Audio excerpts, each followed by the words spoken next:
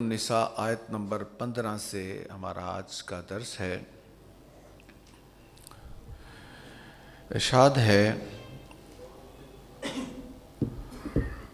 اور تمہاری عورتوں میں سے جو بدکاری کریں تو ان کے خلاف اپنے 4 مسلمان مردوں کی گواہی طلب کرو، پس اگر وہ گواہی دے دیں تو ان عورتوں کو گھروں میں مقید رکھو حتیٰ کہ انہیں موت آ جائے یا اللہ ان کے لیے کوئی اور راہ پیدا کر دے۔ سورۃ النساء آپ کے علم میں ہے کہ یہ مدنی دور کی صورت ہے۔ مدینہ منورہ میں جو احکامات نازل ہوئے اس میں بتدریج تربیت کی گئی ہے۔ اسلامی معاشرہ کی تشکیل کے لیے جنسی بے راہ روی کی روک تھام ایک بنیادی چیز ہے۔ تو یہ وہ دور تھا، اسلام سے پہلے کا دور، جب جسم فروشی عام تھی، زنا عام تھا، بلکہ زنا کے جو اڈے تھے وہاں پر باقاعدہ جسم فروشی کی علامت کے طور پر مخصوص پرچموں کو لہرایا جاتا تھا، اور اس پرچم کا وہاں پر لہرانا دعوت گناہ ہوتی تھی کہ جس نے منہ کالا کرنا ہے وہ یہاں پر آ جائے۔ تو مدینہ منورہ میں سرکار کریم علیہ الصلاۃ والتسلیم جب تشریف لے آئے تو بتدریج یہ پھر احکامات نازل ہوئے۔ تو پہلا حکم یہاں پر اس آیت میں یہ ارشاد ہوا کہ جو زنا کرے، تم میں سے جو عورتیں زنا کریں یا جو زنا میں ملوث پائی جائیں، اب زنا کی سزا کے لیے 4 مسلمان عادل گواہ ہونے چاہیے۔ ہمارے ہاں ایک طبقہ ہے جو اسلام کا منکر ہے، لیکن لبادہ انہوں نے مسلمانوں والا اوڑا ہوا ہے۔ اب وہ ایسے مفکر بن کر تشریحات پیش کرتے ہیں جیسے وہ مسلمان ہیں اور قرآن کریم کی ترجمانی کر رہے، حالانکہ وہ نمائندگی کسی اور کی کر رہے ہیں۔ اب 4 گواہوں والی جو بات ہے اس کو تروڑ مروڑ کر اس انداز میں پیش کرتے ہیں کہ دیکھیں ایک عورت کے ساتھ زنا بالجبر ہوا، وہ 4 گواہ نہ لائے تو آپ ایسے کرتے ہیں ویسے کرتے ہیں، تو اسلام کا یہ قانون غلط ہے۔ تو یہ سمجھ لیں کہ زنا بالرضا اور زنا بالجبر میں فرق ہے۔ یہ جو مسئلہ بیان ہو رہا ہے یہ زنا بالرضا کا ہے۔ کسی نے زنا کیا، کوئی زنا میں ملوث پایا گیا، اس اقرار جرم نہیں کیا اس نے۔ ایک تو شخص ہے نا خود اقرار جرم کر لے کہ میں نے زنا کیا، تو اس کے لیے گواہوں کی ضرورت نہیں ہے۔ کوئی آ کر کسی کی شکایت کرے اس نے میرے ساتھ زیادتی کی ہے، تو اس میں 4 گواہ نہیں بلکہ دوسرے ایویڈنس دیکھے جائیں گے اور اس کے مطابق پھر سزا دی جائے گی، اور ہمارے تاریخ میں ایسے سزا دی ہے قاضیوں نے۔ تو یہاں پر مسئلہ یہ بیان ہو رہا ہے کہ کسی عورت پر الزام ہے کہ اس نے زنا کیا ہے یا یہ زانیہ ہے، اب وہ جو الزام ہے اس کو ثابت کرنے کے لیے 4 گواہ ہونے چاہیے۔ 4 گواہ اگر نہیں ہیں تو پھر اس کو سزا نہیں ملے گی۔ اس نے اقرار نہیں کیا، اس نے یہ نہیں کہا کہ مجھ پر کس نے زبردستی کی، زنا بالرضا کا معاملہ ہے۔ اسی طرح مرد کا بھی مسئلہ ہے۔ تو یہاں پر سورۃ النساء میں ابتدائی احکام تھے، اس کی ڈیٹیل پھر دیگر صورتوں میں آئی، اور اس کا آخری جو فائنل حکم تھا وہ سورۃ النور میں آیا 18ویں پارے میں۔ تو یہاں پر یہ بیان ہو رہا تھا کہ ایسے نہیں منہ اٹھا کے کوئی جس کو مرضی کہہ دے کہ بھئی یہ زانیہ ہے، یہ فاحشہ ہے، یہ بدکار ہے، اس کا چال چلن اچھا نہیں۔ اگر کوئی ایسے کرے، کسی پر الزام لگائے، کسی پاک دامن پر اس نے الزام لگا دیا زنا کا، میں نے دیکھا ہے، تمہارا دیکھنا بھی کافی نہیں ہے۔ 4 گواہ ہیں تو عدالت میں آؤ، 4 گواہ ہیں تو بات کرو، اور 4 گواہ بھی مرد ہوں، عادل ہوں، سچ بولنے والے ہوں، جن کی گواہی قبول کی جاتی ہو۔ ایسی صورت میں اگر عدالت میں اس طرح گواہیاں 4 موجود ہیں تو پھر اس پر حد لگے گی، پھر اس کو سزا ملے گی۔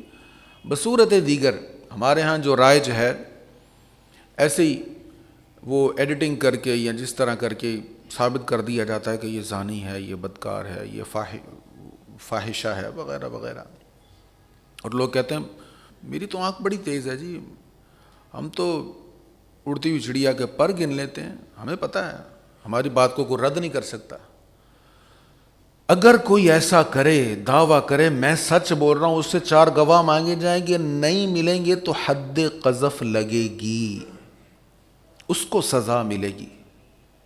کسی کی عزت کو سرے بازار تم نے اچھال دیا، یہ کوئی معمولی مسئلہ ہے؟ بڑا آسان ہے آج دوسروں پر بہتان تراشی کرنا، دوسروں پر الزام لگانا۔ یہ مسئلہ ایسا مسئلہ ہے، اگر 4 گواہ نہیں ہیں تو خاموش ہو جاؤ، حق دیکھا بھی ہے تب بھی خاموش ہو جاؤ، کیونکہ یہ کسی کی عزت کا معاملہ ہے، اور اسی پر بہت ساری زندگیوں کا انحصار۔ ایک عورت کی عزت پورے خاندان کی عزت ہوتی، آپ ایسے ہی کسی خاندان کو رسوا کر دیں گے، کسی کی عزت اچھال دیں گے۔ تو یہ وہاں پر سورۃ النور میں ڈیٹیل کے ساتھ اس کو پڑھیں گے، اور پھر جو 4 گواہ نہ پیش کر سکے، الزام لگائے چاہے مرد پر چاہے عورت پر، اس کو حد قذف لگے گی، 80 کوڑے مارے جائیں گے اس کی پیٹھ پر کہ تو نے اس کی عزت کو کیوں اچھالا، کیوں اس پر تم نے الزام لگایا۔ تو یہ زنا بالرضا اور زنا بالجبر کے احکام مختلف ہے۔ یہاں پر مسئلہ بیان ہو رہا ہے کہ کوئی فاحشہ ہے اور اس پر 4 گواہ مل جائیں تو پہلا حکم یہاں پر یہ بیان ہوا، اب اس کی سزا یہ ہے اس کو گھر میں قید کر دو۔ یہ ابتدائی حکم تھا، اس کو گھر سے باہر نہ جانے دو۔ یہ زنا کر رہی ہے تو اس کو گھر میں قید کر دو۔ کب تک؟ جب تک یہ مر نہ جائے، ساری زندگی اس کو گھر میں قید کر دو۔ ہاں، یا اللہ کوئی اور حکم نازل فرما دے، اسی آیت میں فرمایا نا، فَامْسِكُوهُنَّ فِي الْبُيُوتِ حَتَّى يَتَوَفَّاهُنَّ الْمَوْتُ، اس کو گھر میں اس کی موت تک قید کر دو، اس کو باہر نہیں جانے دینا۔ او يَجْعَلَ اللَّهُ لَهُنَّ سَبِيلًا، یا پھر اللہ ان کے لیے کوئی اور راہ پیدا کر دے، کوئی اور حکم نازل ہو جائے تو پھر اس حکم پر عمل ہوگا۔ اب وہ حکم کیا نازل ہوا؟ وہ سورۃ النساء میں حکم نازل ہو گیا، الزانیۃ والزانی فاجلدوا کل واحد منہما 100 جلدہ، کہ زنا کرنے والا چاہے مرد ہو چاہے عورت ہو، اس کی سزا کیا ہے؟ 100 کوڑے اس کو مارے جائیں گے۔ تو وہاں پر ڈیٹیل کے ساتھ ہم حکم پڑھ لیں گے۔ تو یہ کنوارے کے لیے سزا ہے، جو زانی ہے کنوارا شادی شدہ نہیں ہے، جو زانیہ ہے کنواری شادی شدہ نہیں، اس کی سزا 100 کوڑے ہیں۔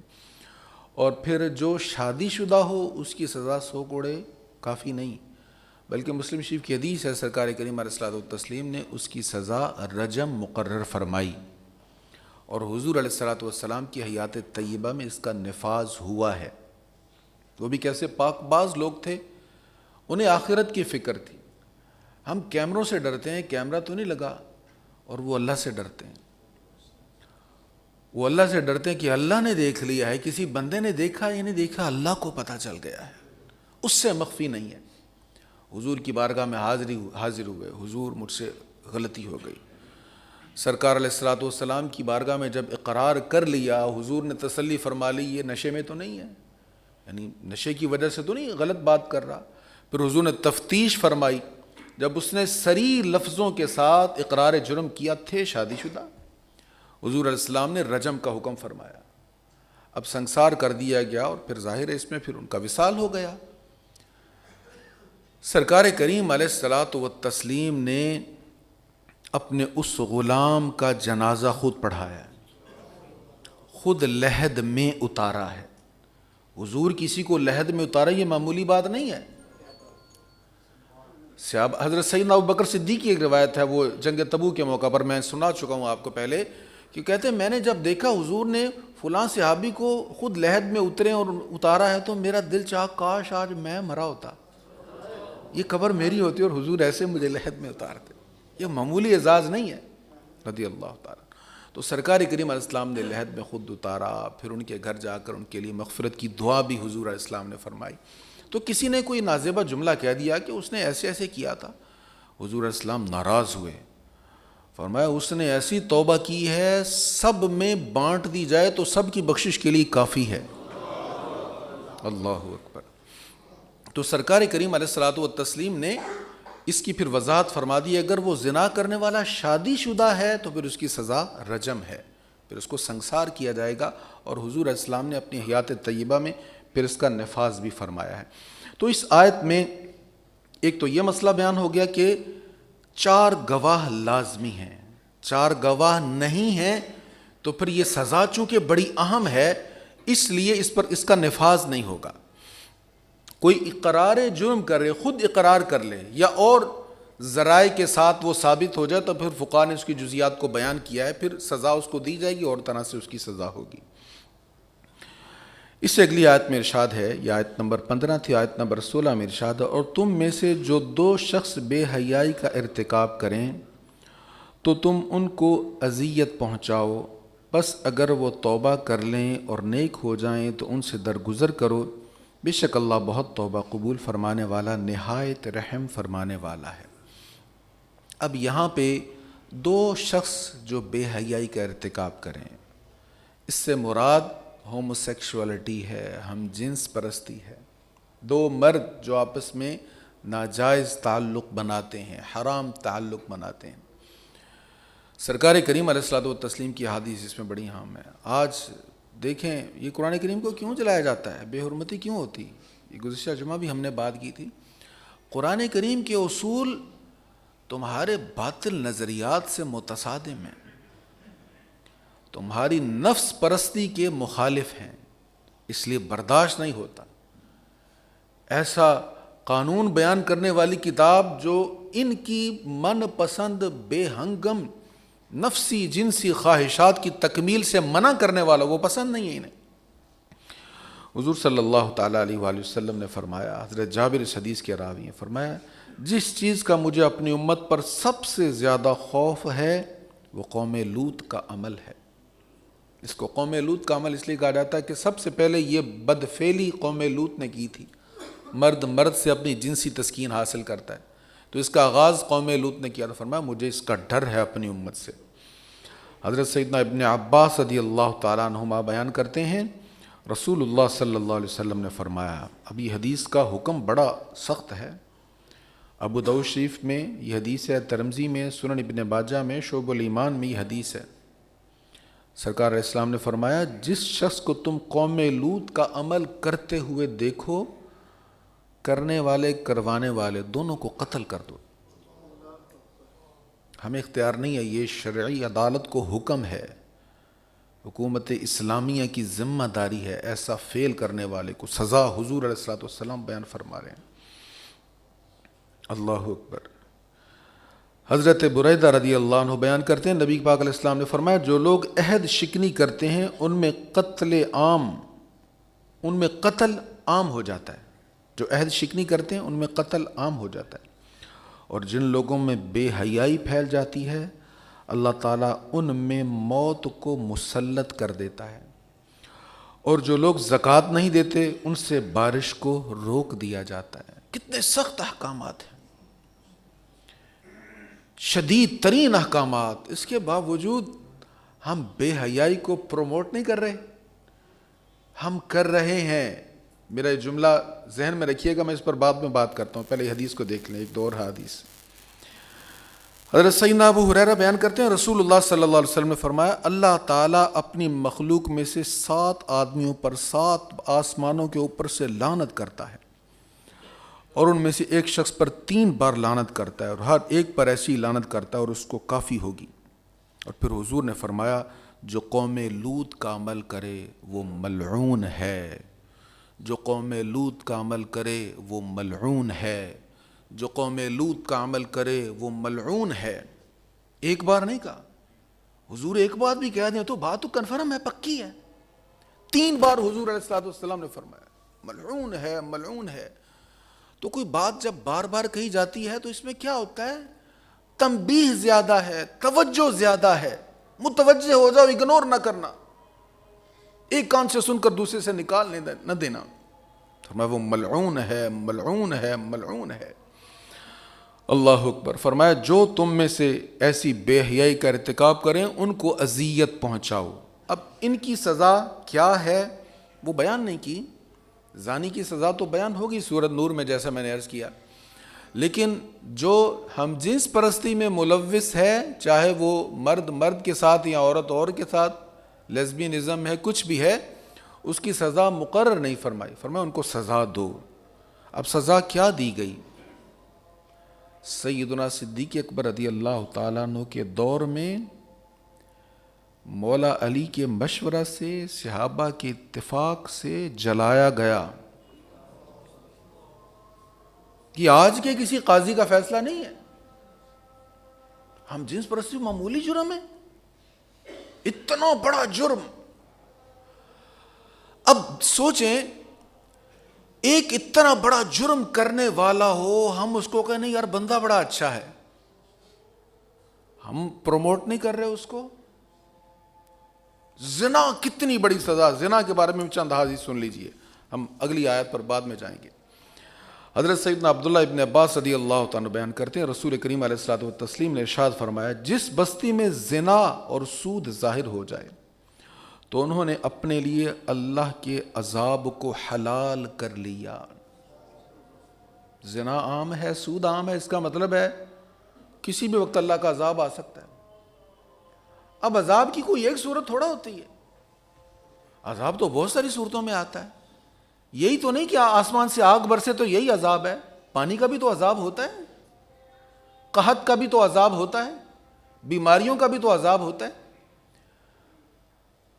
حضرت موسیٰ علیہ الصلوۃ والتسلیم کے دور میں فرعون پر جو عذاب ہے، فرعون اور اس کے متبعین پر مختلف قسم کے عذاب تھے، جوئیں آ گئیں ان کی، ہر چیز میں جوئیں، ہر چیز میں مینڈک ہے، خون ہے، ہر چیز میں خون نظر آ رہا ہے، طرح طرح کے عذاب آتا ہے، عذاب کی کوئی بھی صورت ہو سکتی ہے۔ فرمایا جہاں یہ چیزیں عام ہو جائیں گی پھر وہاں پر اللہ تعالیٰ کا عذاب کسی وقت بھی آ سکتا ہے۔ اور حضرت عمر بن عاص رضی اللہ تعالیٰ بیان کرتے ہیں نبی کریم علیہ الصلوۃ والتسلیم نے ارشاد فرمایا جس قوم میں زنا ظاہر ہوگا وہ قحط میں گرفتار ہوگی، اور جس قوم میں رشوت کا ظہور ہوگا وہ رعب میں گرفتار ہوگی۔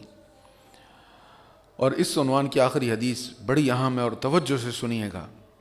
حضرت بریدہ رضی اللہ عنہ بیان کرتے ہیں سرکار کریم علیہ الصلوۃ والتسلیم نے فرمایا ساتوں آسمان اور ساتوں زمینیں بوڑھے زانی پر لعنت کرتے ہیں۔ زنا کوئی بھی کرے، کسی بھی عمر میں کرے، گناہ ہے، بہت بڑا جرم ہے، لیکن بڑھاپے کو پہنچ گیا پھر بھی زنا کرے، اللہ اکبر، فرمایا اس پر لعنت ہوتی ہے، اور زانیوں کی شرمگاہ کی بدبو جہنم والوں کو بھی اذیت میں مبتلا کر دے گی۔ اب دوزخیوں کو جو عذاب ہوگا ان میں یہ بھی ذکر ہے کہ سخت بدبو ہوگی، پیپ پلائی جائے گی، استغفر اللہ، کھولتا ہوا پانی پیپ سے پلایا جائے گا، انتڑیاں کٹ جائیں گی۔ اللہم اجرنی من النار، اللہم اجرنی من النار، اللہم اجرنی من النار، پڑھ لیجئے سب، اللہم اجرنی من النار، اللہم اجرنی من النار، اللہم اجرنی من النار۔ اللہ ہمیں دوزخ کے عذاب سے بچائے، ہم پر رحم فرمائے۔ ہم تو دنیا کی آگ کو نہیں سہ سکتے، دوزخ کی آگ کیسے برداشت کریں گے؟ فرمایا ایسی بدبو ہوگی زانیوں کی کہ اہل دوزخ جو پہلے ہی بدبو کے عذاب میں جکڑے ہوئے ہیں وہ بھی کہیں گے یہ کیا اذیت ناک بدبو آ رہی ہے ہمیں۔ اور پھر انسان بوڑھا ہو جائے پھر بھی زنا کرتا رہے، پھر بھی وہ زانی ہو۔ اور میں نے آپ کو ایک جملہ کہا تھا ہم پروموٹ کرتے ہیں، کتنے لوگ ہیں ایسے ہم جانتے ہیں، ہمیں پتہ ہوتا ہے یہ زانی ہے، یہ بدکار ہے، یہ شرابی ہے، یہ حرام کام کرنے والا ہے، اور ہم تعریفیں کرتے نہیں تھکتے۔ یاد رکھیے گا گناہ کرنے والا گناہ گار ہے، لیکن جو اس کو سپورٹ کر رہا ہے کیا وہ گناہ گار نہیں ہے؟ وہ بھی گناہ گار ہے۔ جو سپورٹ نہیں کر رہا لیکن خاموش ہے، اس مجلس میں ہے جہاں برائی ہو رہی، خاموش ہے، دل میں برا بھی نہیں جان رہا، صرف وہ بھی نہیں اس سے بچ سکتا، خیر وہ ایک الگ حدیث ہے، میں نے سنائی ہوئی آپ کو پھر عرض کر دیتا ہوں. فرمایا برائی کو دیکھو تو ہاتھ سے روک دو، ہاتھ سے نہیں روک سکتے تو زبان سے روک دو، زبان سے نہیں روک سکتے کم از کم دل میں تو برا جانو، کم از کم دل میں برا جانو. اور یہ ایمان کا سب سے کمزور درجہ ہے جو صرف دل میں برا جان رہا ہے. اور ہم اگر اس کو پروموٹ کر رہے ہوں، ہم کہہ رہے ہو نہیں جی یہ تو بندہ ہی بڑا اچھا ہے، اس سے اچھا کوئی شخص ہمیں ملے گا ہی نہیں، تو کیا ہم اس سے پھر بچ جائیں گے؟ ہم اس عتاب سے بچ جائیں گے؟ ایک شخص سرعام غلط کام کر رہا ہے، حرام کاریاں کر رہا ہے، اور ہم اس کی تائید کر رہے ہیں، اس کو پروموٹ کر رہے ہیں، نہیں بچیں گے. اللہ تعالی ہمیں اس سے بچائے. لہٰذا میں نے ایک بار عرض کیا تھا قتل کی سزا. دیکھیں قاتل اس نے قتل کر دیا، لیکن ہمارے ہاں ہوتا یہ قتل کرنے والے لوگ زیادہ ہوں تو کیس کمزور ہو جاتا ہے اور کسی کو بھی سزائے موت نہیں ہوتی. جرم تقسیم ہو گیا نا تو سزا میں تخفیف ہو جاتی. حضور علیہ الصلوۃ والسلام فرماتے ہیں ایک قتل کرنے والا ایک شخص ہے، اور اس قتل پر اگر ساری دنیا کے لوگ متفق ہیں اللہ سب کو سزا دے گا، سب کو سزا دے گا. اللہ کے ہاں یہ قانون نہیں ہے. وہاں برائی کرنے والا تو جرم کا مستحق ہے ہی، لیکن اس کو پروموٹ کرنے والے، اس کی تائید کرنے والے. اور یہ بھی آپ سن چکے ہیں اسی نشست میں کہ بنی اسرائیل کو بار بار کہا جاتا رہا، یہودیوں کو، کہ تم نے انبیاء کو قتل کیا، اس وجہ سے تم اس عذاب میں گرفتار ہوگے. تو ان لوگوں نے انبیاء کو قتل نہیں کیا تھا، لیکن جنہوں نے قتل کیا تھا یہ ان کو اچھا سمجھتے تھے. اللہ تعالی ہماری حفاظت فرمائے، ہمیں اپنی فکر کی حفاظت کی توفیق عطا فرمائے اور ہمیں پاک صاف فرمائے. جرائم کا ذکر ہوا، ان کی سزاؤں کا بھی ذکر ہوا، لیکن فرمایا انما التوبۃ علی اللہ للذین یعملون السوء بجہالۃ ثم یتوبون من قریب فاولئک یتوب اللہ علیہم وکان اللہ علیما حکیما. توبہ کی مقبولیت اللہ پر صرف ان لوگوں کے لیے ہے جو جہالت سے گناہ کر بیٹھیں پھر عن قریب توبہ کر لیں، تو یہ وہ لوگ ہیں جن کی توبہ اللہ اپنے فضل سے حتماً قبول فرماتا ہے. اور اللہ خوب جاننے والا، بہت حکمت والا ہے، بڑا کریم ہے اللہ تعالیٰ، بڑا ہی مہربان ہے. بنی اسرائیل سے جرم ہوا تھا نا تو فرمایا تھا گردنیں کٹواؤ پھر معافی ملے گی. جنہوں نے نئی جرم کیا تھا ان کو حکم تھا بھئی کرنے والا اگرچہ تمہارا بھائی ہے، باپ ہے، بیٹا، اس کی گردن اتارو. کیسا لگتا ہے اپنے ہاتھ سے اپنوں کو مارنا. ایسے توبہ قبول ہوئی. لیکن امت محمدیہ کو کہا سچے دل سے توبہ کر لو، آ جاؤ، اللہ تمہیں معاف فرما دے گا. تم ایک قدم چل کے آؤ گے، اللہ 10 قدم چل کے آئے گا. تم چل کر آؤ گے، وہ بھاگ کر تمہیں اپنی آغوش میں لے لے گا. اور ان لوگوں کی توبہ قبول نہیں ہے جو مسلسل گناہ کرتے رہتے ہیں، حتیٰ کہ جب ان میں سے کسی شخص کو موت آتی ہے تو وہ کہتا ہے میں نے اب توبہ کی. اور نہ ان لوگوں کی توبہ مقبول ہے جو حالت کفر میں مرتے ہیں. یہ وہ لوگ ہیں جن کے لیے ہم نے دردناک عذاب تیار کر رکھا ہے. مرنے سے پہلے پہلے مسلمان توبہ کر لے تو اللہ تعالیٰ کا در رحمت کھلا ہے، وہ جس کی چاہے توبہ کو قبول فرماتا ہے.